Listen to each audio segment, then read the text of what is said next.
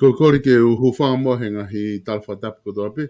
O ku wha o atu pe mei he ni ka ata mo e whainga maari e koe ni o e watani ke whakahoko atu ai ho mo polokalama ko ia nga maheni ko e tufunga whanua lo au pe ko he ni foki pe mo palofesa tu ke tāse si o laftani. Pa mi he maananga ko ia lo au I ken pela ke ma whakahoko atu e tau polokalama ko ia kihe wiki ni. Kore pe ke whatapua pe ngahi ke ngau pe ngahi hingo ko whakatapua atu pa mei he ni ka ata pe mo ke mangau pe ngahi rea mahino e tau polokalama. Pe whatanga pe ka inga kuongo le rei atu pe tau polokalama ki a pina. Pe ko fe pe fe tu ku ke iai ku lawa ki whanongo mai ki polokalama. Pe te ke toki mamata I he polokalama. O ku tata le rei ko ki he polokalama. Tu funga whanua alo au ki he weekendi. I hene pe he foki o ko loto peke ke tatari loto mawhana mo loto fia fia. Palofesa to ke tase so laftani ke tau polokalama I a honi. Whatanga pe palofesa ku le rei pe ngā we pe mi he maananga alo au I ken pelana. Nengo pe ko taimi lahi ni ngahi ngā we ka ku whawhiawhia pe ka mai ki he weekendi ku kei malawa pe whakahoko e tā polokalama te funga whanua ko ia alo. Au whewheha ke palofesa ki he wike po au koe ni. Mahalo apito tonga pia ko whawhetai pe tau au sia ai whainga maari koe ni pa ko kore pe ke whamalo atu he tala malo e whanua. Lo tupe mo e koka e whahoko ai tau polokalama tu funga whanua mo e VPO e nā. O kou le rei pe tonga whawhetai pe ko I kei mau ai mo ui. Pea pe foki ki a Luciane, pea mo whamiri, pea mo e tau ngā ue au heni. Pea o kou lawe I pe o ku lau maare rei pe tamu sipilinis kalau ni, tupu to Lukarala. Pea pe ki e tala whekau lahe o tonga ki Australiani. Ta hine Princess Kolatu fui pe ka, pea mohana ka I ngā heni pea ku. Rei pe o mau whonuane Australia, mau te wat pe ki he mau whiri. Ai pure angalahia whetololo I mahina ko e ni, meni. Ai o mau te wat ki ai pea ku mahal ko ia pe tonga ko tui ko mea pea ko lere pe ko viti kai whakafoki atu. Mahalo apito. Professor Moine apito. Ko tui ko ngahi ahoni ku I tonga he tainimi o koe ki te aha ngongo tene tanumia ngahi mea ke heka ko ola ko ia o ngahi hopo ko ni ke primary o kulotonga lere ko e whamawanga. Aia ko tui ke mea ipe me hena. O ku mahino ko tala mai ola ai hopo e tolu ko e hopo rewa e wha penima o ku toe ke o mai hono ola aia ku mimi hoko atu pe ku tau ke tatari pe ke ngahi ola ko ia ko ngai hopo ku osi mau hono whahoko hopo ia ko toe pe ke whakakato mo tala mai ola ko ia ai whamauanga ko hopo foki I whia ula ki na ta osi tala noa pe ki ai I he tonga tapua na e ikuna pe ai whafofonga lolotonga. Ko hopo whika ua hopo koe ne paremia, ma malolo, pe koe tonga tapu hon fulu, aia oku mo uai ai whafofonga koe tonga tapu hon fulu, po hiwa tuene toa, o unseat rewa he whamau, tuene whamau ke unseat, ai ko hopo ni hono tolu ko tala mai ola, hopo koe tonga tapu fitu, ko te tuene he whamau ke unseat pa mo ik minister ko ia mia I po ko whafonga ko tonga tapu fitu professor ka ko tu whafoka peka te ko whewhe ho wakai ke tu unga ko ia o ku iai ai whahinga mea ko ni ko hake mai dynamic ko hopo ai primary pe ko totong whafufu pe whaloto hataha ke whiri te kita. Ia, tonga na whaive whoka te talanoa ki ai pe ka pau tōnu I manatuna ku pehe koe tapatāina ia ai ka kai koe ni ai kau talatala aki ki nau hanga whakailo ha kau whakailoa pea koe mea I taha ku nā ku pehe ku asi mai ai o ku mata o ku ke ai penga hi mea i e ku whaasio pe au ke lao whiri whare area o whi mau ke toi mā opo angi. Koi. Pe i kai ke ngata ai ka koe whakahoko whatongia. Koi. Whakahoko whatongia ai kau ngā ue ai pure a ngā o whi mau ke toi wheke wheka angi. Koi. Ko mea koe ko lawe i au he kunofo i tonga me he tahaua, wafe tahaua ki he tahahiwapa hoko ko vitipa o whihia he ni. Ko mea koe ko lawe ina usio tonu pe i tonga he nau ia ia maha ko whiwhare area ai me ua pe tolu ko i tonga ai. Moe ke teki koe o whare area. Na u whatoka ngai pe e au ia pe na usio pe ai pe na tau kei pe tau toru i he tau i tonga o ku tae mau pe ai o mea lahia whekau aki mo e totongi o e kau whiri pe ko hono mono i ato ha mea he tawhaaki ki he kau vote ke uesia ai whiri. Koi.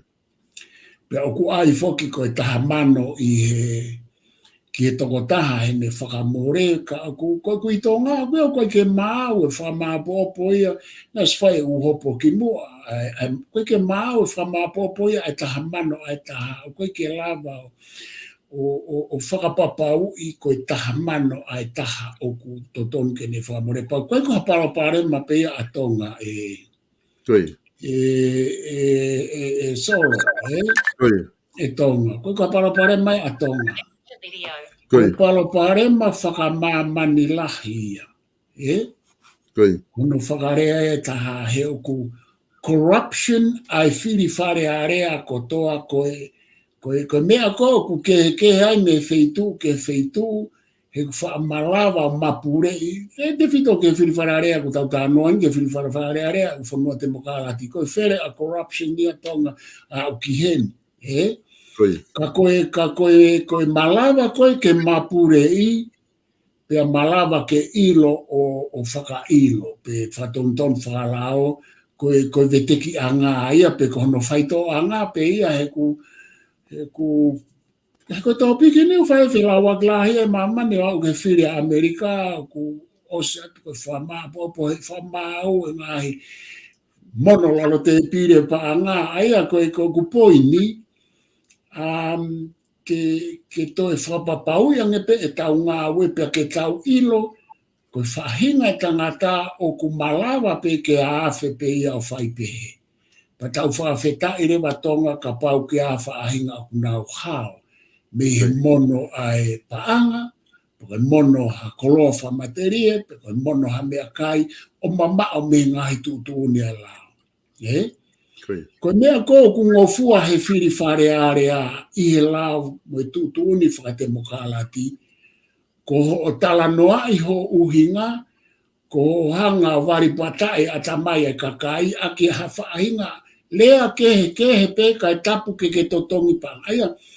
Aia tonga koe tau whare ape, sai ho hanga o whapulou e kakai ke nau whiri a koe ka koe ai, uhinga pe mo ai talano o te ngā wake hapang ai ko foi mea o ku corruption pe assistant for the morality he magatunga he whakaloto i e ta whaake ta hau tau pe he whakaloto i ka i he ta whaake for the morality o ku ikai ko hanga koe whamau ia me ta whaake ta hau whakako pe whamorale tau pe whakaloto pe tau whakaata pe whakaata te morality whakaloto ia ke lai ta hau paka ki ka loi, lohi aki e lai taha.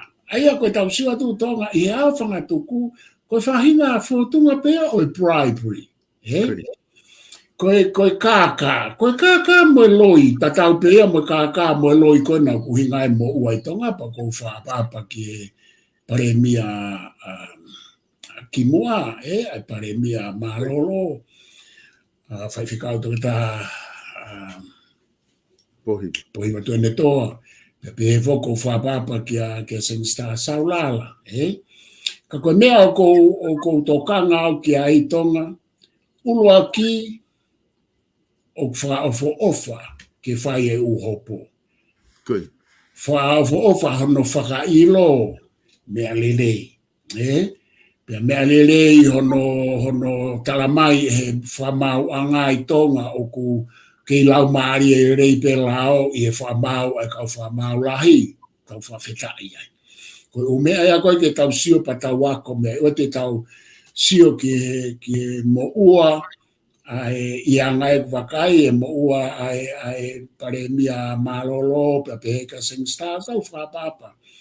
Pa tau si hanga o tamate I ki na ua lolotonga ko ia o kuia I pe u founga ke o whai hala ia ka whakatonu hia ia.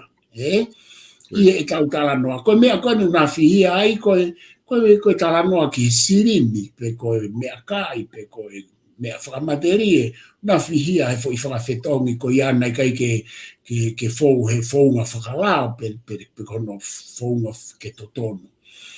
Pe aku hoko pe aku na mo ua. Ka koe kai koe ngata anga ia mo ui ko mea e taha. O kuto ai pe u form of corruption koe mea u whaata he te mokalati ke tau lohi aki ka kai ke nau whiri kita. Pe koe mea ia o kuwhia maa uia ki tau sio ki ai, he koe mea tapu au pito he te mokalate a karisi, ke rea loi I ho malanga ke whiri ai koe pe ko ho lea loi I he public. Nai ave ko ia whakamaui, he assembly I ho lea loi moho kaka I kakai. Soang, koe mea koe ai, o whimau ke tau sio ki ai, tau tā palasia ne kau tā makoi, koe ngā koe nau mo ua I he paanga mo I koloa mo ia. Kai whewhe ai potanga malanga loi holo whai tonga koe foi form of corruption ia he lau mo ute mokalate hani he lau ai kau kariki. Ai ni kuna mau whenga Australiania mako o sene tau hengo whungutupu ke whakafoke u principolo te mokalate a Australia ke foke ki kariki. Kana e o hake e whehu I ko ia, ko ha mea ku loi pe he ai kau politiki. He koe uhinga e tau tānoa kai tonga, he kune hanga whakatupu. Koe le whakatupu e uparapare malahi he politiki, koe tau atu, koe tau whiri e kakai, o kuna loi, tau foi au, koe kena ngā toha paanga mo mea, ka koe foi loi pe. Aia koe tau sio rewa ki ai, oku corruption. Corruption he koe talanoa mau inga I tangata koe ko Lord Acton I Britania. Koe mawhai pure, koe political power o kua awhe pe ia ki he corruption. Ta koe foi use te sia na talanoa ki a palato. Koe sivi anga o a tangata ke o atu ki ai ha mawhai pure. Pea koe tātā noa pe he tonga ke whakamahino e poini o kui kai ki aha tangata ia kehe, kai o rewa ke maa o lunga au pito e maa lohi hono ata mai mo e me mōlare ke ne lava o ta ofi o mea koe ahe koe o mea whakae tangata. Whaafofa potanga whaka ilo o ia koe tāta anoa pe aku ia, he koe fufua hoko ia I tonga, a whaka ilo lahi wha ilo I fia fitu, pe koe fufua hoko ia I mamani, pe aku ne whawhangu kātoa ki tau tolu. Ko mea koe no hoko, toe u hopo, koe ki tau ilta topo ko whewhaha e maloi. Ko mea koe o kou tokanga au ki a ike tau wako me he mea koe ni. Pea oa te tau siofi pe ai lavea kau tama koe ni ko inga koe hopo. Ko inga koe mea whamaterie pe ko mea whae paanga. Ka tau siofi ai mea tatau o tau whai I malai o politiki mo te mokalati ke whakarerei. Koe. Aia koe whakarerei, koe tau whakakau ko hau whakarerei e tangata. Koe mea ai e taha.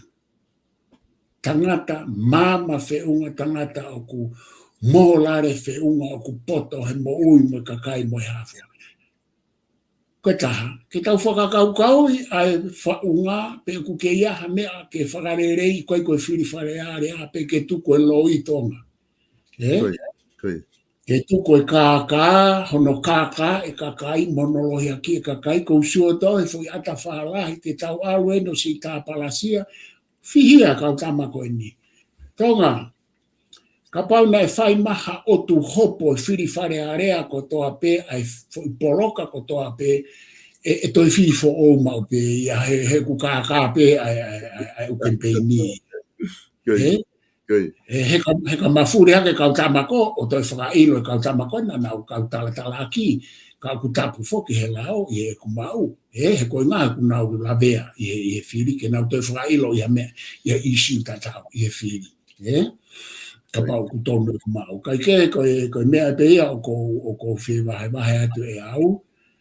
Tau wako me heni pa tau sio rewa ke potanga loi ka mo i kai haa whakaatamai mo i whakailoto o ku tau whaihe ku hoko pia mau hange koe nito nga kau whakaoska whakafoke.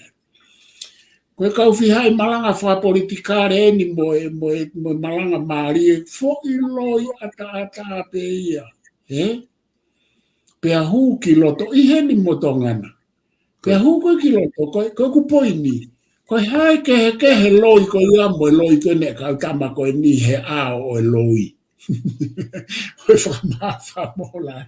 Mo e ao o otua. Loi ka atua, mahanga he loi. Aia koe me, aia koe tau whakaukau ta toki ai ki he leleang e whaunga whapolitikare. Ke leleang ke tau whiri hakau tangata mo kau whiwhine. Ke whakasi a ka mo loi mo kai haa o i kai ngata pe i he whiri whare area mo whakamaterie mo whapaanga mo whamea kai. Kai toi hoko i he umea kehe o whakamolare ke whakasi pe lawa o ta ofitonga. Kai ke tau hanga atu tau mata mea whaiwa pe tau whia ngahi ola o ngahi opo he ku taha e whahai koe kai ua e whahai koe kai min e kau tala ki paku toe whaa ni o koe ke tau ila paka osi whake ni tonga ka mea maaria koe osi koe ni pa whai ngahi whirisi ka koe ngahi whirisi ia tonga koe ke tala mai he mea ia koe ni e maalohe kau tamana nau whakailo e toki veteki pe ia i he whirisi Ku mea kumarie na mafuri ka ia whiri na autoria kau tamake kai ke koe poini fokia e kau tamako e ni nau whai e tala aki e kau whakailo kau whakailo koe nau tau i ai whakaukau o whai hala. Ka koe poini koe ni kou tānake ate au.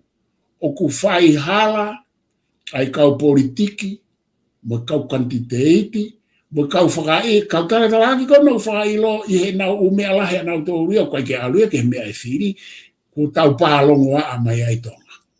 Aia o whie mao ke whea mo maa e tau sio ki kakai koe ni o kunau i he politiki mo e nau mare e i holo. Ke tau lava e tau tolu kai ke tau kau he politiki a mei loto tau kau atu mei tua. Ki atu e tau whakau kau. Kai whakawoke atu. Koe, Professor Mone, o koe mea whakong maari he tau talanoa koe he whiri, o ku nae ni na nau whihu i e whakau kau koe ni. Koe aonga ai paanga ua mano ke Spain e he whakafofonga, ka pau o whakailo e te alo kita awe ha tola ua noa pe tola te au ki ha taha. O kei whailo pikita te mo ua. Pena o eke ke taha na ngai whapureanga pena e quantitative whare area. Ai paanga ua mano kou anka nau tolu, pena mahe taha koe ni. Koe paanga koe ni, koe ke uhinga ia ke tufa ke kakai. Ke te alo ato ha se ni ti ke uhinga pe ia ke whakafofonga. Koe paanga ua mano eni ke alu o whai ake ho campaigni, totongi ake holo, totongi ake mea lere, totongi ake mea kai, me hafua u mea ke o mai ke taritari ake ke osiko koho malanga pea, fua ake whakamore mea lere, o koe peke hase niti ai u hinga ke alo o tufa ke kakai, ko tufa pea ko talange mana tu iau ho campaigni, kuke bribe lewa ko ia, kuke totong whafufu ko ia. Ka ko ngai e Professor Kosio, o ku kaupe mo kakai he tukuaki he ngahi tohi lahi ku o ko lau hifa social media, o ku kaupe mo kakai hono kaka e ka fuafufonga, he time fili, he ko time kore paanga lahi taha ia ngahi, ai kakai mo community, o meseniti koe, ai mauki mea koe, paka time ko o ato e ka fuafufonga, paka time lewa ia ku o hoko ngahi whaka ilo koe. Ka iho wakai, oku ia I hafu fai kehe me ngahi whiri ki mua ki mo whiri ko ni pe ka toki whakailo pe ia aina hange ka lau ko kuna mai profesa e tahana ne pehe ia ka paina lava ke whakailo ka toa e wahenga e taha fitu na e whakailo ko toa ia he ku corruption ko toa pe mo bribe pe candidate ko toa pe ko hao wakai ai profesa Ia, e tonga te whoki ke ku poini na ko ai ki mua. Ko corruption ko e whiri whare are a ia ko e mea whamaman lahi ia. Ko e kehe ko hono whakailo. Pea ku I kai ke whaingo fua e ni tonga. E te utala te mea ko ni. Ka pau e whakailo ko toa hangi ko e tala noa ko e na ai fo I constitution si e taha fitu, poko poloka e taha fitu. E ma upe ai mea tatau tonga he ku hoko ia he whiri ko toa pe, ai oange ai mea kai, ai oange ai seniti, mo kore ai whamiri, tako mea kui ai o ku hoko ia. Ko mea koe ko uhinga ki ai, o ku sai hono wakai e mea ko e ni. Ka e more lahi I he lere lolo ahi kai ke tau kei more taimi aki more paanga he whirisi he oku hoko pe ia I he tau mo ui whaka e kāinga ke te o atu ha mea ki hataha. Koe mea koe ni ku mau aki e alat foke nia ku asma ia hangena e set up e umea ia ni I ku wakai aku ia ke alo e tama kore ke tama ta koe ku sai upalania ke fai whakailo. E alu le vai au pe te tau pala pare o ku sai hono wakai e mea koe ni ka ku whima o ke māpopo e lao, whima o ke māpopo e ngā ue e tonga. Ka o ku whakafoki mai mea ki he mo ui whai totonu mo e māma he atamai ka kaime nau mo ui whakamorare. He koe mea iau ku ne pure e lao, koe lao ne pure ki tau tolu, koe atamai lerei, atamai māma mo ui whakamorare. E tae aonga tau whao e lao mo tau hopo. Koe mea koe ki he ofa hataha kantiteiti ke ne oange ha mea ki hataha I he loto o tau nofo whakakai ngasio. Ka poti ta hanga ke teke mea koe ni, o koe ki whakakau e tala noa e tau mo ui whakafonua mo ui whakakai ngā he mea koe ni. He koe ai hono place ai e tonga. O koe ai hono place, o koe ai e ne whatongia o kune I loto whai I he mea koe ni. Ka tau hanga ai e lao pa whai e whakailopa tau nofo he lao, ka pote hua tu au ki hopo koe ni, ka pote hua tu au ia me ta whaaki o culture. E kehe wala toa ko whamalanga ki he mea koe na kulo tonga hoko I tonga. Koe otu whakailo koe ni koe mea pe hua tene o mai tonga te utala atu ka te koe. Tene o mai ke tau mau, ke tau whai to tonu ange, pe koe ne omi ke toi lahi ange whai hala mo e tae mau, he o ku whihi loto mo ui whakakai ngā he kai ke lava e ko veteke fo I mea ko ia. I tonga. Wakai koe no corruption I pia muri I u whiri whare area koe ne u te mokalate a ni ko I kai pe ke lava ia whama o popo e tonga koe po I ne pe ke lava whakailo. Aia ko e ku po I nula he whaka e ngā he whakauhinga ia ke mea ni ko tala noa pe koe e ku whakauhinga. Mo I kusio ke mea koe ni. O ku fie mau ke ua te tau nofo pe I he fo I mea koe ni. He ko e ku wakai, o ku whakatou tatau pe, e ta whaaki koe, me ta whaaki koe he loi me kā, me kai haa. I he mo ui a kakai, pe koe whakamolare, pe koe whakaatamai, pe koe whakaipaanga. Koe mea kou sio kai lo au e pa mausio mato ke whakaloko fua, he kai ke tau alu. O nofo he ni pa tau nofo ai pehe ki mea koe ni, koe ta haine ngā hi mea ke tau sio ki ai, sai, whai ngā ue ki ai. Ka koe poini koe ki he tau tala noa, te tau nofo hafonua pehe, koe uhinga au whakalaka mamani ke nau alu, ai ngā hi tūtūni mga hi lau, ka nau alu, ka toi, koe mea peu whai ko recount the whili, recount e whiri. Koi. Ki mea koe ni na mona ate se niti ki a hai mo hai, e tonga he kai te whakailo ia koe toi tāna ki ate poini ko ia. He e more ai e taimi mo ngā aue ai pure anga. Ka pau e alo a tonga ki ai, ka pau te tau alu eni ki he mea koe na. Te tau pā whakailo i he tau kotoa. Koi. He kai rewa to e lava hata haia ke ne whai hata ki hata, ka pau ko ne ofa pe, ia ne fie tokoni ki hata pe ko hono ka inga. E alua to hanga he whainga si pinga koe ni o hai hai, koe lao ka ne hanga hai hai tau tau te tau to iku rewa po pula. Aia ko kupoi ni tonga o kai ke whaingo fua. E whaingo fua ke haka kai ka pau koe nau tau mua wha politika ke pehe.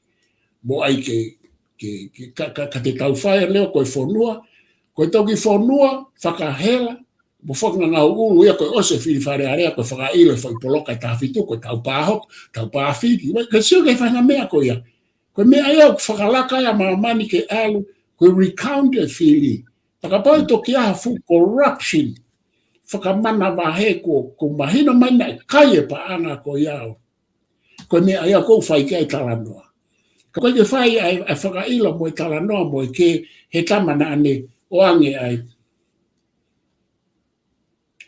fo i pia ai tama. Tse tau alu ke whatangai tau ngā mea koe ia.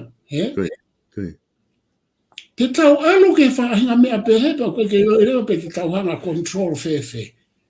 E alu atuani ko ngā whoa ke anga fo i aiskirimi ka hataha ku whakailo koe ka pau ke candidate. Kai ke, o whemau pe ko kupoi ni tonga o whemau ke tau toi wakai kotoa ki ai. Kai ua nofo pe a e tau mea he whiri whare area pe a moe loi ko ia. Tau nofo he u loi kotoa koen ku tau ngau ulu, ni sa anuari ki ti sema moe tau ene tolu ngofulu ai loi. E tau nofo he whakaluku fua e mea ko ia he kune mau ia atamai. Ko mea ko ni e mea mo ni mo mau whakalao. O mau whakalao ia. Ka koe foi mea ko ia o koe ke alua ke mau whakatamai ka atoa e whonua i halau tau. I hange koe foi mea kon te whatonga i mau ai watamai ni i. Koe ke toa lawa e whakalere i. Aia koe mea ko tāna ke atu ea. Whafo ke atu. Malo pito e professor ki mua ke ta alu ki he ta koristuto ne o hoko atu e ta proklama ai hange koe ku ta anga maheni ki ai koe whaka osipe i he mea koe ne whiri mahino pito e ta whaaki ko ke o ko ke tala noa ki ai pako taha ia mea na e whai ki ai ho haa ai ni i hia me kau whai o ngongo pa me tonga na mamata na proklama koe ho haa pe i he ta whaaki ko ia o se ho ai whiri wha ilo ha toko hongo fulu, wha ilo ha toko fitu, koe mea laha ia wha politikare i he tuu ko ia, pe koe ke staple ai tu unga, koe ke whai mohoko atu e ngā ue, koe tau te teu, ke whiri si, ka ku ngā whok tau ka wei i he toko lahi, o ku kei maho inga pe ke pure lao i he whanua, ka ku neongo ku ke whakaha mai i he o whamatala, ka alu o fuhai tau tolu he lao, o tau te whoki reo tau tolu ia o pō pula ai ki he lao. Ko ngai ni taha ku o tala mai whoki he mea, ke whaha wakai ki ai, ko tui e kau le rei, e ngai mea ko ni ke kau kantiteiti. Ke o te nau te o, i whi mahina e tolu koe pa whai whiri, o te totongi mo te whoaki, nau o pina tolo o tala noa ata pe mo mari pe, o te pe o tala noa pe mo nau, ai pa nau lotu pa nau mawahi. Kai whai utoko ni ki mua, ka toko ia upe he mahina tolu pa whai whiri, pa o te nau te whaha toko ni. Kau le rea ka nau tolu ke ua te hela ia he ai paanga o whai ake toko ni. Ka kupe he whoki he ta whaaki e taha. O ku lakanga ke o mai kau kanditeiti o toko ni. O mai e paanga me mea ke sio na ungai whaamilia, tufa mai me mea kai, i he te hauko kai ke toko ni. Paka alu ia koe ke whihi ange u isi u koe ne whiri, ka neongo ia, e ke i pure pe whoke e whamau anga, pe me lao he ko ia tatake whonua. Ka te whafoke at peka koe e palofes, ke ngā ko ha tānak wha osi mai, he ta whaako ni kua e whiri, he ko tuka ka vei ngai a kuro tanga tala no. Ai pa ta hoko rewa ke ta koristuto ne, pakapau ke ki taha tānak, ta hoko rewa ke ta koristuto ne. Ia, ko kuto e ai atu e tonga tānak, he? Ma o inga pita umea ke whamatala mai ai. Ka kuea uhinga hono kai ke we I ko he ngai whonua te mokalati tonga. O kuea ngai uhinga ki ai. He koe uhinga aku corruption pe fo system whaka te mokalati a ke ia. Ai a koe uhinga ai tonga. Ke ilo te whiri kotoa pe. O ku whai ai upalo mesi pa ku whai e u foakia ai pure a ngā hange koe umea kona nei whai e whai whikauto ke tā pohiwa tu ene toa. Tanui atu e hala whē, tanui atu e hala whē, tanui atu e fwoi whan ki whē, koe fwoi whan de nei ai ni mano kona nei whi ai mea kaulala ngā ana wasima nei whi ai koe tahai. Ka koe ku poi ni tonga, o ku whai e fwoi corruption ko ia I he te whiri whakatemokalati ko toa pei mamani e he ngāhi pure a ngā, e nauhanga o. Whahu holo pa a ngā ke ngāhi wheitu u ke whai mo, o atu ki ai ki he kakai. Ka mea e koe o kou tala atu. He koe uhi ngā koe fwoi hopo, o tu hopo koe ni tō ngā whakafofa. Pa hange koe ngāhi poini koe nā, koe ai ke tau mui ke lao mo mea talo e tau kamata whiri whare area au te kai ke a whiri whare area mo kantiteiti nai haoa. Koe mea koe alu lewa e tau whamamawha o tau nofo sive ki mea fua ki he nima o I kantiteiti whakatau. Taha kai ke tau, koe uhinga koe ke whai aha alu ke ai ngai whanua te mokalati ke huu ke he whoi huu koe na atonga. Koe huu ia e whanua o kui kai ke nau mahino I a sistem whiri whakatemokalati ko a mamani. He koe sistem whiri whakatemokalati a mamani, oku, corruption e pure anga he nau hanga whana u whani ki e tawha aki ke heke I he teu whiri. Hange koni koe mea koni o ku hoko ini. Te ke hanga rewa whakamau I whewhe ia. Te ke whamau I whewhe, ai koe tala mai whoko I ua mano. Ai ku kai ke itaha mano tonga o ua mano. O ka mai taha heni he kau mamataka tolu mano e nau. Na hiki o tolu mano e ai paanga ko ke spene he whafofonga. Sio ke whoi mea koe, te utala atu ka koe. Pe moi kau mamata. E lava o sivi e tolu mano ko ia I he aho mo e pōko toa pe me he nima o I kantiteiti. Ke maa. Ko kutari koe ke ai tonga he whoi mamani koe nuk tau I ai I kai he kai ke lava maa. Pe tatau pe ia ke hawhainga kantiteiti I mamani te fito ke whanua ko Amerika. Koe whanua unau ngā lahi ake pa a ngā I tainu nau kantiteiti ai kau kantiteiti Fili Palestini. Hono whana holo ke uwheitu ke mau e vouti. Koe mea kou aluai koe ai ni kou tala atu wha upito on whai u whakailo me mea. Ka te tau alu le vai pa te tau whehu ia re sai ta ofi mo o ange tolu mano, pego whaka ata e tolu mano. Tau alu lewa ki he mea ke whakasi isi a mea e whihi ai kantiteiti. Sai, koe mea rewani e tonga o ku huu mai ai mo mea o tau ka vei mau pe e au mo palo whesa ino ke whotu wakau. Ta ofi rewa mo ave paanga ke kau whafufonga ke na uo moia ke o na ngahi wheitu he koe sirini kempeini moia. Ko hame koe ke ave ke upotu ngā ue ke na uo whai ko potu ngā ue ke ave ke ai takiwhiha koe nā tonga, takiwhiha ku tuwha ke ngahi wahainga. 3 kilo. 3 kilo.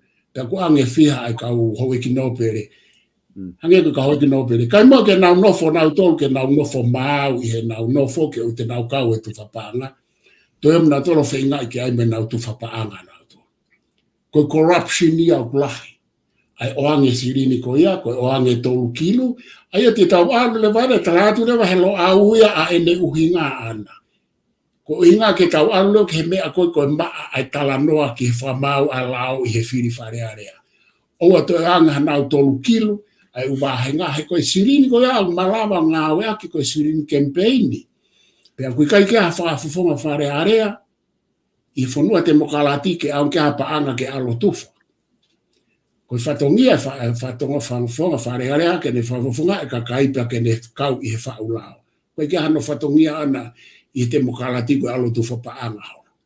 Ai te tau aru lewa tala noa e umea koe ke mahino na fai ko alo e ka mo ui i uhopo pa tau pehe ko to atu pe mea ko i kai ko ata mai u mea ke tau sioki ka te whakafo ke atu to malo Professor wai ki fai fehu i maari he o mai he taha he ne kau mamata pe ko wakahi fo ki ai ke o mai fehu i pehe ka paurewa ko na tula ni te mokala ti corruption ka paurewa ko fotunga ni kuia ka quantitative fare area he tau kotoa o kuna corruption penalto he tu whapaanga mo private kakai e lava fe ke ma o haka taki lere ke na whakalere pure anga i ha whahinga system i oku corruption pe me a kotoa i ai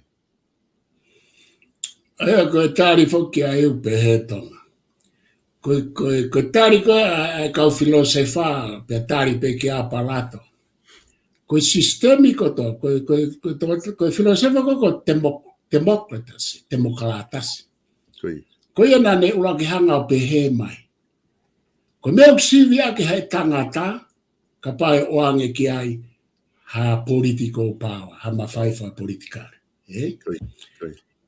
pe ko palato mo Aristotolo na natala mai ko sistemi whaka politikare ko to ape ko se desia mahu inga oku corrupted e tonga aya ko tari ko ke to taha ko na kataki fehu ko na malo au pite malo fehu oku ikai ke iai ha system fa politikare ma mani eta corruption tonga ko tari ko tari fa filosofai he oku iai ai mafai fa politikare da ko ne iai pe ma fai fa politikare ko tala mai he ka filosofa i he laula wa fetau oku afe pe ia ke corrupted aya temokalati pe whakatikitato, pe kominiusi, pe pureanga whakatu i tae whakonistu tone absolute, o kunau corrupt i different levels. Koe uhinga ia koe fo i whakarea. Ai koe tāria, koe tui pepe o atu. Koe mea koe ku whemau ai ke to e tau whakaukau, oua te tau lotu kia fo i political system hange koe mea uhoko i tonga. Ko sio ko ni tonga i longa i ko e tau pākia fo ou kai ke tau whea ngai mo pure anga wha demokralati tau pehe tau toria ko he vani ai democracy o ku i kai ke iai hakau filosofa mo hakau poto i mamani te nau sio pehe ke he demokralati ko sio ko ke demokralati ko fo i he vani pe ko o tua ko te kai ke mahino ki whalukunga kakai ko ia a mea ko political system. Whema o ke tau ilo ko political system, o koe ke sio pehea seria nia ki he demokralati ko foi he vani. He ko te heka ko he teksi i he ni, ko tala noa pe kau whauri teksi i unau hanu pe i he kau politiki mo foi systemi. Ka koe kai fu te aha choice i he maunofo he ni he ku te nofo i he whanua demokralati, ta tau pe ka pau te nofo whanua pure whaanga whakatu i koe ke te mokalati pe, whakate mokalati whakunistu tonu. Ka koe whaao si mai e ku poini, ko ho tau whatongi a rewa, ke tau mahino i oku corrupted pe ai pure anga whakatu i a teia he koe political power. Te mokalati, kominiusi pe koe ha. Koe kehe e tau lava o ngā we i mo tau lava mahino i. Ka oku ikai ko ha uhinga ia, oku ikai ko ha uhinga ia, ke pehe kai ke tau tae mawai hakau taki lerei, hakakai lerei ke nau lava whakaukau pe te nau lava taki lerei. Ko sistemi whakacapitalism te utarak wha oskei, oku corrupted pe ia te ia, neongo ho fia ho mawe mea lere, ho mawe paanga, ho mawe ha i capitalism, ka oku corrupted pe ia i ngai uhinga ke mo ngai whaunga ke. Pea kune hangare tala mai re so ni whakaosi tonga kau whafoki atu. Koe mamani ni o tae hawa. Ka paureo ke pehe koe ke aha corruption, tako he vani pe, he ko he vani pe tala mai koe ke aha corruption, e whafoki atu tonga mai. Malo opito, professor, ko tio ku mahino opito ai tala noa koe ku whahoko ki he ngahi hopo koe ni ku lotonga lere, pea uia ke hoko atu pe. He kai ke o sin lewa ka vinga ko ia ke hoko atu pe he mahino ngahi ola pea lere mo filisi I me hafua. Kata foku mai mua ta tanga taimi ko ni ki he ta ko ni stuto ne profes. Aia na ta I he te au hongo fulu I he proklama ko osi. Ta hoko mai ni ki he fika te au taha. Ki he lao ko ia fika te au taha. Aia ko e talanoa ia ko ni stuto ne. Ki mo tolu ko mo whanonga mai he proklama. Ko mani tu I foku ma lotonga I he tau konistuto ne foki o talanoa I he ngahi kupu konistuto ne. Ka te whafoki atu profesa ko e kupu teo tahatahaini kutai a he ahoni. Malo vito tonga ko e tarike ki to mai ki he ko. Lawa siat ko ki he. Io ko e ko kupu taha ko lao o hoko. Koi. Ko mea koe ni tonga o ku whikai ai kupu taha I konistu tome whikau akia mo ngā I kupu o e talanoa I he mawhai pūre ki e tui mo e tofi a mo e hou eiki pe alato mei ke mau pe ai u whakaukau ia koe ni I he konga ulaki konga ua pe mo konga tolu kone konistu tome kai tuku ke ulau atu Ko ni ai lao o e hoko ki ngāhi tofia mo ngāhi hingoa tuku whakaholo. Mea mahu I ngaia ko e ngāhi tofia pia mo ngāhi hingoa tuku whakaholo. E ngofua ke kau I he hokoni ai whanau tupu mari. Pe e hoko ki he ulaki tamasi tangata mo ngāhi ea o hono sino pe ka hala ia o ikai hano hako. E hoko ki hono ua o e tamasi tangata mo ngāhi ea a hono sino, pe a whai pe he kai o ua ko ose a whanau tangata.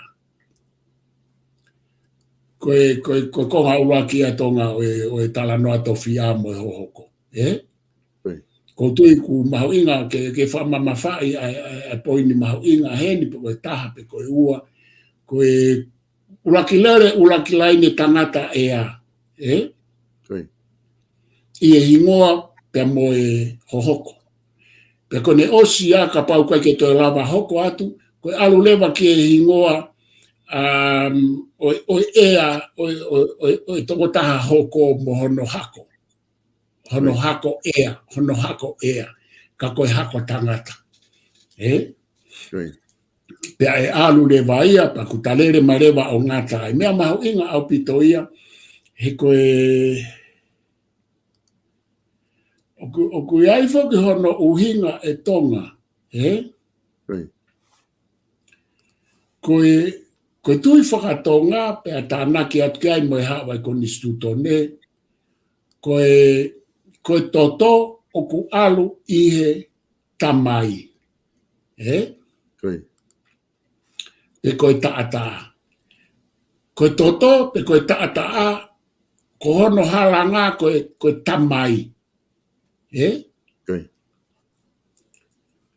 ka tau talanoa mahino pe kataki.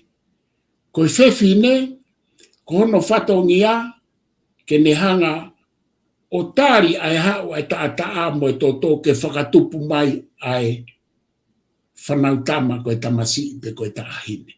Tau talanoa ai ni ke tui whakatonga. Pe oku whakamari hene tui whakatonga ko ia, pea mo e hau ai talanoa o e lau mo e koni sūtone kau Britania, pea oku whakaasi mai rewa iai. Koe poini mahoinga kou whieka anake hatu he ni tonga. Koe hohoko koe ni o e tofi a mo hingoa, o kui kai ko ha mea na e toki hau mo e koni sūtone mo e lao.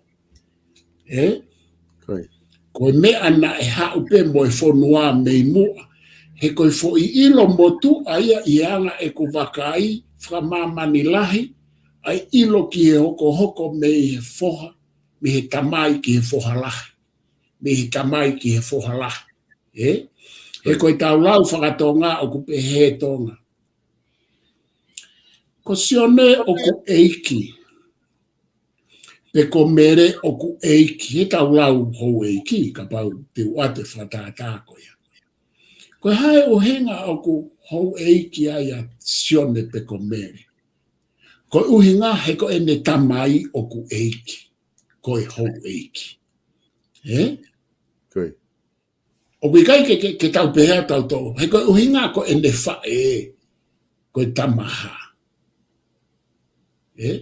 Oku malawa pehea. Oku na tau toki hanga e tau tolo whakotu o ai e tamaha ke ua nofo pe i he tala noa e tangata ka te ai mo hou eiki ai hou eiki whawhine tok whakatupu ea he tau civilise. Ai foi mea maalunga ia whaka nofo. Ka kouku hana o mai tau toki ave tau tōru ia ka koe tau sai. Tukuange ange ai whahu mai hou eiki ai whawhine mo e tamaha. Ko mea pe kou tau tala noa ai pe oku eiki a sio neko e ne tamai. Koi. Pe ka pau e pehen lewa tonga. Toi mahino angen kau ai atu. Kou whetā noa pe koe ke mahu inga koe fui whakaukau koe ni o hingoa mo tofia hoku. Pe a kui kai ke ngata pe ia i he tala noa ki he hatu ima o eiki ka aku toi ai maia ki he tau whaamiri, ki he tau nofo whaapi, whakakainga, whakawhaahinga mo e api. Koi. He ko pehe. Sai, ko sio ne ko ene whae ko e pirini sesi. Hio. Oku eiki. Ka ko hai ne tamai. Ko ne tamai ana ia ko siana ia. O kai ko hau eiki ia pe ko kai ko pirini ko pirinisia. Koi. Ta ko tau tala noa re ba pe. Ko sio ne oku eiki he ne whae ko princess io. Ka koe awhanga tuku o kui kai eiki he koe ne tamai koe tua. Ka koe ku whafoki mai ai mahu inga ai whakakaukau koe ni o ku fōwai i he tangata ai lai ne mo i hingoa pe o ku fōwai mo e tofia. Pe a koe tangata i tau whakaukau whatonga tene nofo ngā we e kere, tene nofo ngā we e whaamiri. Koe whewhine e Maria pe a alo. Tena ea e tau uhinga. Nengo hao e whakaukau e tai mene whakaikai. Ia ko kānoa takuia i original idea pe koe u te whakaukau tupu o e tau nofo. O ku whakawhotunga mai. Ka ta hoko atu tonga ka ka pau koe kia hamea ke ta anaki mai ke ta hoko atu. Io, ta hoko te peta. Hoko ke se te si waka i kai hatamasi i tangata e whakahoko ki he uluaki tamasi i fe. Ka i kai hatamasi i tangata e hoko ki he uluaki tamasi i fe fine. Tamasi i fe fine. Mo ngahi e a katakeni. O hono sino pea whai pe he kai oua ko osi ai whanau fe fine. Ka i kai hatamasi i tangata e hoko ki e uloaki tamasi i fefine. Kai tamasi i tangata hoko ki e uloaki tamasi fefine. Mo ngahi ea o hono sino pea whai pe he kai oua ko osi ai whanau fefine. Ka hala ia o i kai hahako e foki ke ngā i toko ua tangata o ia aia na o ona ai tofia pea whai me e uloaki o au ki he kimui pea mohonau hako o hange koe lao o e hohoko. Ia koe ku mahina pe ki he ni tonga ka alu e laine pe alu atu o alu i e laine fefine. Pea kai kia hatamasi ai fefine. E toi alu lewa foki lewa tau kumi ai laine tangata i he hau ai ulaine ke hau ai tofia mo e hohoko. Koe ne mahino i ka te au, pea koe mea pea o ku whaahoko. E tonga. Pea ka hala a ngā i toko ua tangata ta hoko atu. Pea ka ikai hataha tonu tupu mari ia te kinau tolu e foki ke pure a ngā o hange. E foki lewa ke pure a ngā. Ka paurewa e awato o hala laine pe e foki lewa ke pure a ngā. O hange ko hono te au maa hongo fulu maa ua o i kupu. Te au maa hongo fulu maa ua o i kupu. Aia te tatoki alu atu ki ai. Ka koe mea mahino mai. E alu atu koe tofi amo hingo apa. Koe peo no ngata anga pa foki ke pure anga. Pea koe uhina a whai.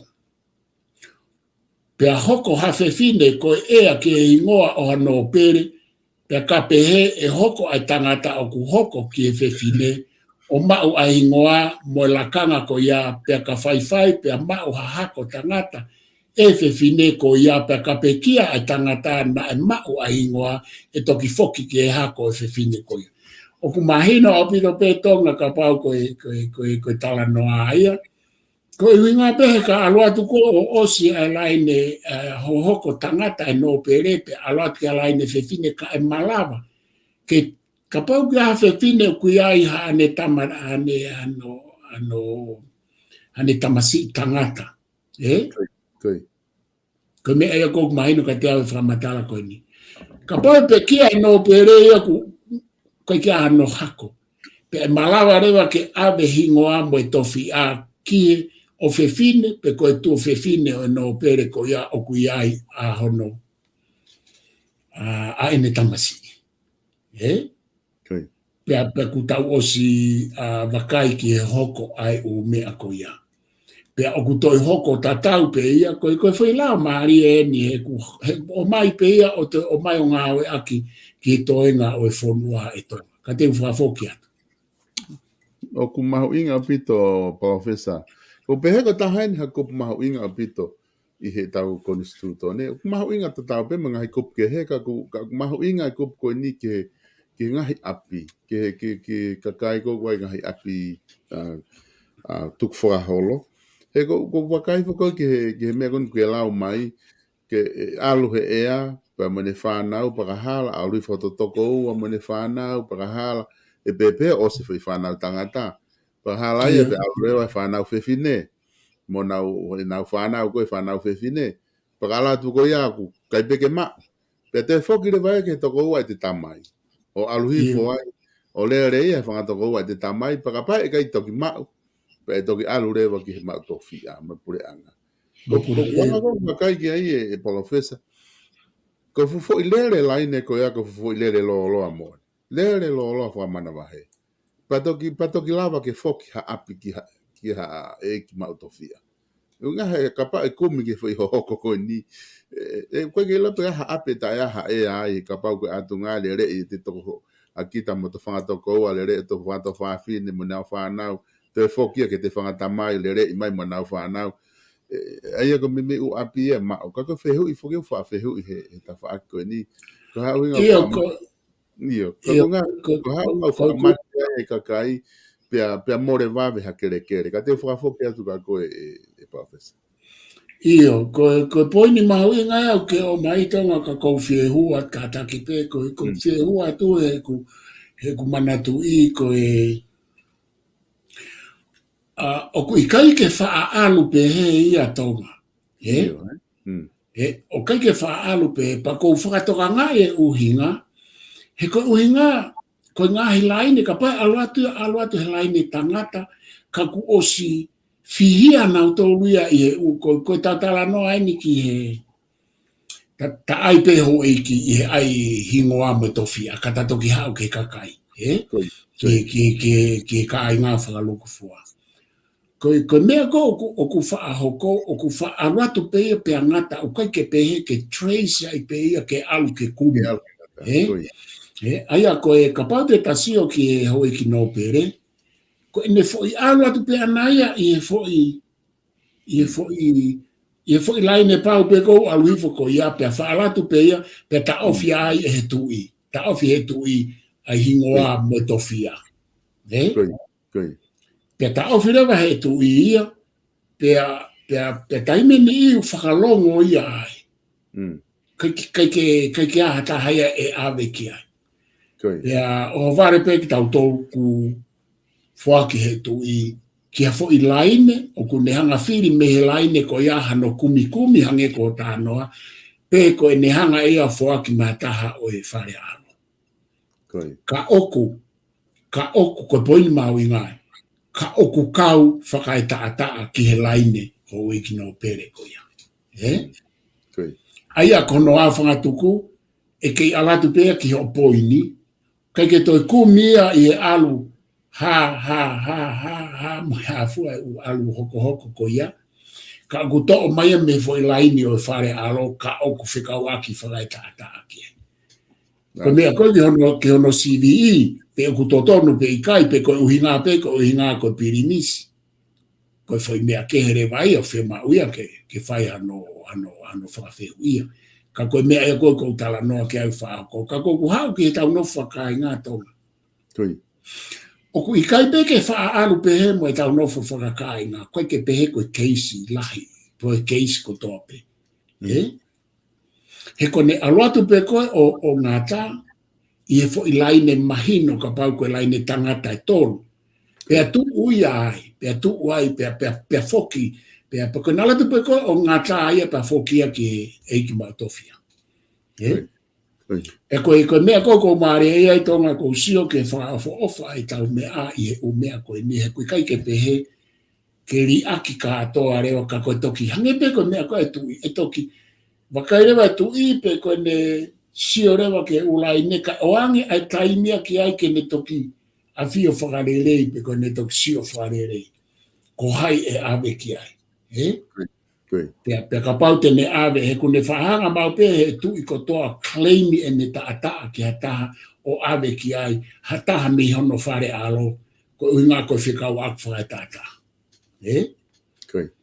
Pe o kutonu pe ikai ko me ai o toki a kiui ka koe mea fukia o whakatatau ia mono mawhai o nai e ku mawhai pia ke ne whakanofo hingoa mo e to fia ke a whaingata au whina ngalo pe loto kia ko ne hau koe tau tonu wha family te watu a whaitala noa koe ni tonga wha osi a kia te hau pe ki ho loto whare koe ku kui tamai e ku tamai ko siana ko se fes laftan po wā ko se fes laftan po walu ko hono toko ua lahi pe ko hono tau ke te ko te vita fonua po walu fonua ke ama po walu mei watu ko te vita fonua ke ama po walu ko ia ku lahi kai kia ne whanau tangata kono ofe fine pe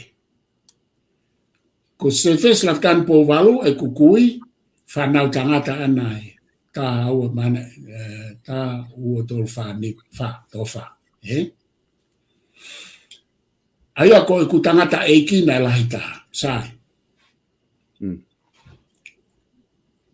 hanga e fonua o foaki rewa ai o tu api uta mo api kolo ki e kukui ki hono tau ki hono te hina ko uhinga ko e ha seke poini ko ia ko uhinga he ko hono ofe fine ko uhinga ko ke hano foha ko hono ofe fine mari hono ofe fine o nei ki e laine pe kaha me vātu ka ne hanga ia foa ki katoa o api ke mau kui ke ne toki vahe pe awagera ai o fefine o fonua mono mari o nau claim e nau tolo e uapi pago kano mooni ko kano ai ne fa hoko ai e makuku ai maulaine mo laine pe koia hangarewa he maukui e se Facebook valaftani o whakafoki rewa o tu api kia ke ta au whako o fefine a whonua mono mari. Ne kai ke ne fie mau ke hoko ai ha mau ia ki mauto. Ka ke sio ki he tonga. Foki rewa kere ia tonga. Api kolo e fia mo e api uta e fia. Foki a ki e ki mauto fia. Koe hai uhenga au foki ai. Whakatatau ki e foi lao koe ni taha. Koe uhinga e tari ai ke sio ki a tama a ta aufa. Pako hono foha lahi ko amanaki. Pe ko ene tamasi lahi. O whakatatau ki heni. Pe e tonga. Pe koe alu ki he laini o laftani o mautolu. He ko mautolu e lain tangata hoko hange koe lao. E alu e lain tangata ke oska e toki alu ki a ta aufa ko laini fefine. Ke whatonga. Aia koe ne tama ko amanaki. Kai ke foki koe a kere ia ka tui waka no ka reo ke toi kawai hataha ia mauto ta tau pea ta au whai ko ia mo mauto. Koi. E nai hoko ni hoku tau taha, i ono nima. Foke kere. Pako ku tala noa ke mea maria ko ni pea maa i ku sio ke mea ko ni i ku tuu ko ni he tala noa ke foi kere. Foke ka atoa kere ia. Are ka tui wakano. Toki hangare e tui wakano siare ko ni aho ni o foaki mai ka te au i wafe taha tolu a ka atoa kere ko. Whatatau ke foi lao ko e tonga, ko hamena ne whaak mai ka te au. He ko au e fōha tangata lahi, ko e ku tamai o lahi taha, pia ko ne tamai ko se fesi, ko e si ia whonua na e whaaki mai kia e whonua kere he kamatanga. Te whatonga, o ku maa ia ka te au, o ku maa ka te au he ko tala noa atu ke foi lao ko e ni i he ne hau me hau e ki mo e wahe tofia ko ia ki e tau tolu o ku lawa po ngā hau e ake. Pe hau ka atoa rewa kere ka te au pe au toki wahe ia ea. Nei ke alue la ini ko pau o ange au mo nau kere o nau to. Ke uinga he nei kamata ke ue whaha ke ai whamiri. He nei kamata ke wham ke. Pe anga ai whamiri. Hono o mai kere ka te au. Ka koe mea whoki na utu o ai tonga. Ko e kutu koe kupu taha koe. Taha koe. He ko au e ngai tangata hoko. Ko au e whoa ea. Tau tala noa hau me ea ke hau ka te au. Tako mea koe nau tu upa ko au sine foi ke mea koe atu wakanoa koe. O mai. E koe tau no fua tau tomo tau ho eiki ho tau ngai kolo. O ku nau o si ilo e nau tolu e whakaiki ki ho whamiri mo hai mo ho to mea koe au eiki mai ka kita. Koe nau siu mai pia nau. Taime ni iu. Hanga ko kuwhatonga hi taime ni. Tawanga kovi ka kaito lai ko nau ngai ho eiki ka nau ofa mai pia nau tō ria ki ai. He koe ho eiki au hange pe koe tau mātua. Tawanga kau pe ke tau mātua au nau ofa mai pia ka tau tō. He tau nofo whakatonga. E koe tau sio katoa atu ke ufonua koe ni o ku patoa. Ufonua lai o ku patoa. Pea mo nau no pere ku nau iai pe. O ku nau patoa pe mo nau lau ko nau ho eiki. O ku ke ofa pe ho eiki mo o nofo pe mo nau tō. Koe no molo. Koe ko hamea e ko hane toki hoko koe tau no molo pe tau hau. Ka hea kau ki ai ka ku whafo ke atonga. Maria pito professor. Ai tala noa ko ia ko ngaha ko ta o mai ke kupu ko ia ka ko tu ko tu mahalo ko ngaha ko ta taimi to peta foi kupu taha ua tolu fa ai ko to peta foi programa taha pa ko tu osika ko te a ko ta o ia ke ngata anga ko ai ko kupu te taha ni ma oski ai ko ka ko o ate ke fa ma apo mai pe ko ngaha ta taimi kata toki hoko atu ko tuka programa hoko pe ta whenga ke kata osia e ta konga koni ke ta koni stutone. Māroa me to tonga. Oku i kai ke whatoka ngai ko me ose koni stutone o ko whai a. Ku ngalo foki a au ngata pe ta koni stutone. Whakakaukau au ke koni stutone motu ana e alu foki a tolu ngofulu tolu ua pe fia. Pe ua ngofulu. Ngalo ya au ko ni stutone fra muy en fo o en ngai kapi me fa tonton ka tahanima asi te tahanima o mari ai ko ha ku fa ma popo ku fa ma lo be ki lava ta proclama ni pe mo tala no ma inga ai ta tala no ki tau pa hopo i tonga tau fia ko mea ku o ku whamana koe ka te au e tonga koe ku tari ki he hopo hoko. E koe mea e koe ko ma upe ko ria ko talanka lusane. E koe ngā koe tau oseane fo i hopo e tolu. Tau hanga tueni koe hopo e whaa koe ni he ku maari au pito ai u hopo.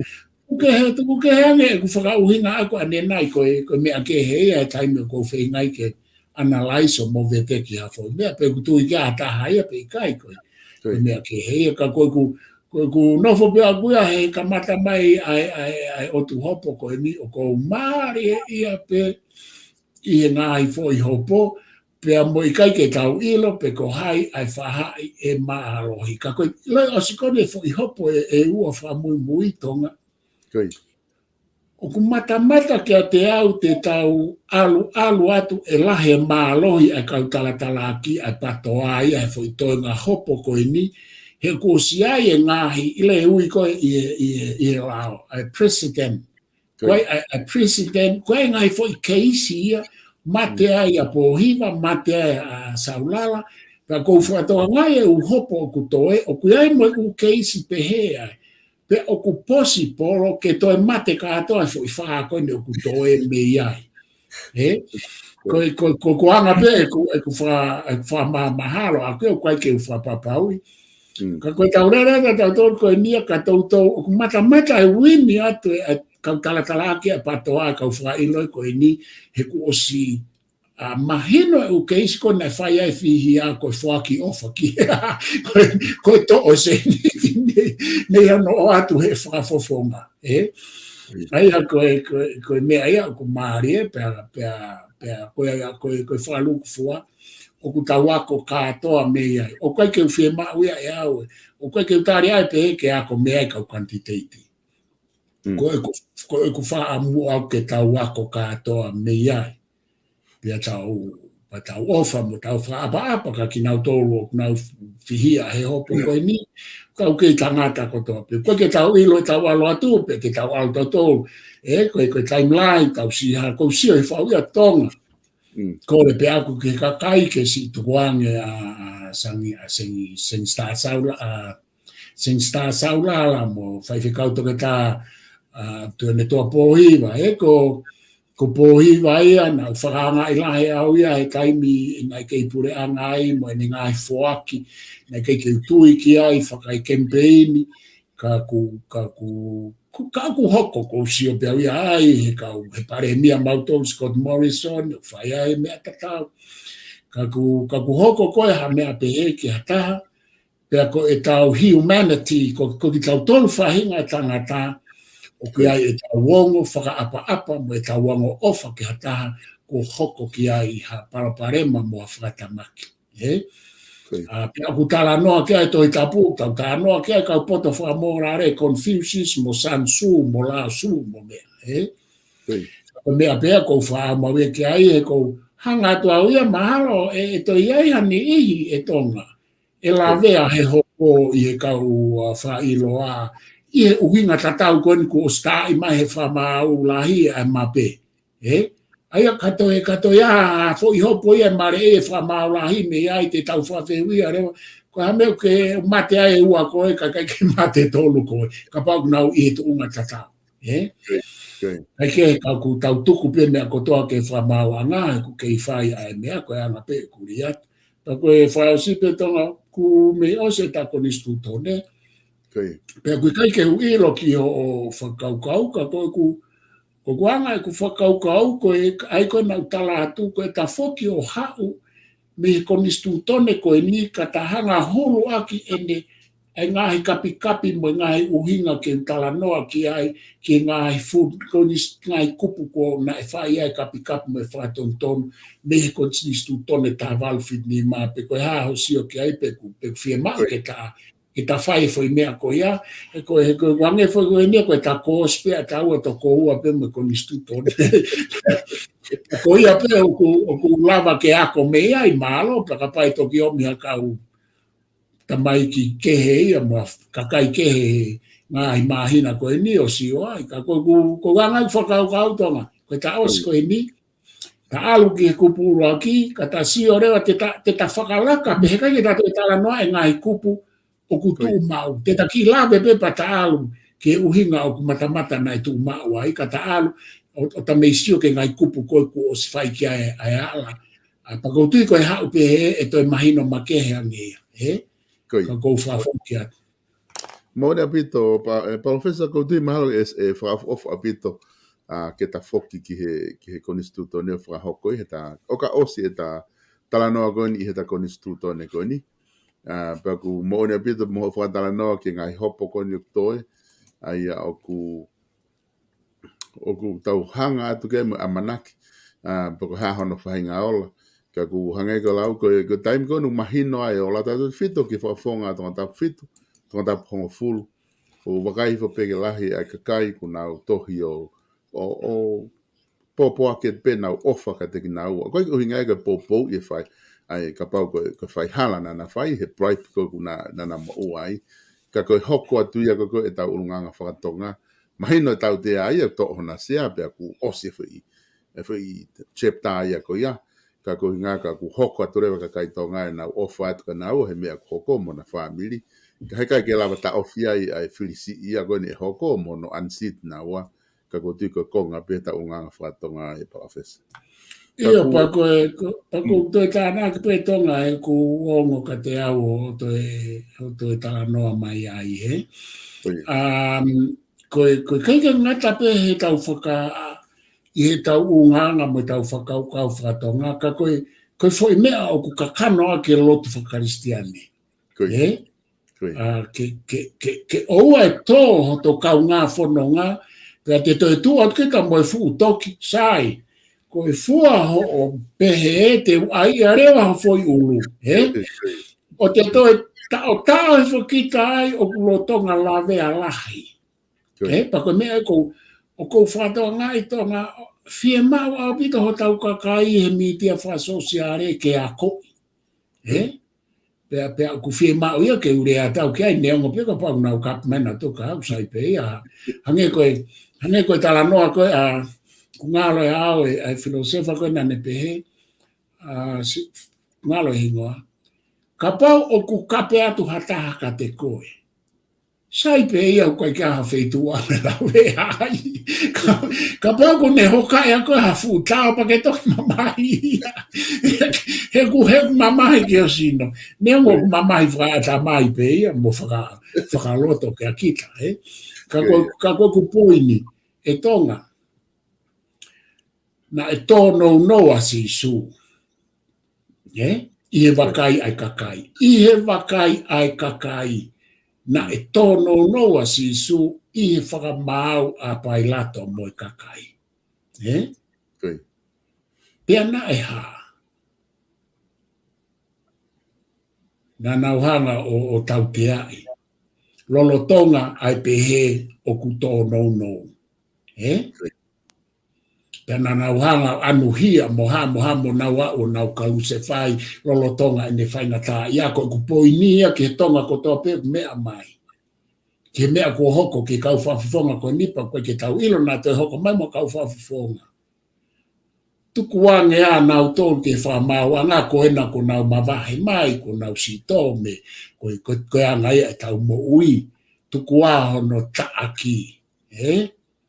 Pea kou whaamu pe kia sing tā saulala pea mo whaiwhikau toke tā pōhiwa. Mo whakakau tatau mo au. Hangi koe mea koe nau o atu e lau e filosofo koe ngalo e au no ingoa. Ka pau ko nau hoka mai, sai pe koe ke mamahia, koe ke mamahia. Koe mea koe mamahia kia ki mo ua koe hopo pea moto.